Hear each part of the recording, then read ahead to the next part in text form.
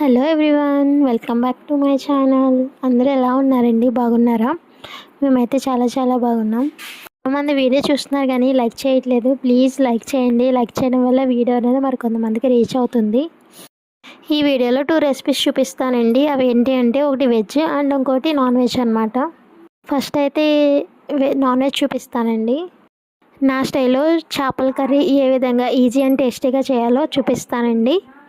First pan పెట్టుకుని oil వేసుకుని heat అయిన తర్వాత ఉల్లిపాయ పేస్ట్, వెల్లుల్లి పేస్టు, 2 లేదా 3 పచ్చిమిర్చి, కరివేపాకు, కొత్తిమీర వేసుకొని పచ్చివాసన పోయేంత వరకు వేయించుకోవాలండి.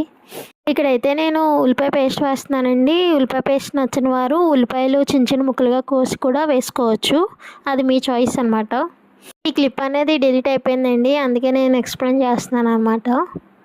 పచ్చివాసన పోయేంత వరకు వేయించుకోవాలండి.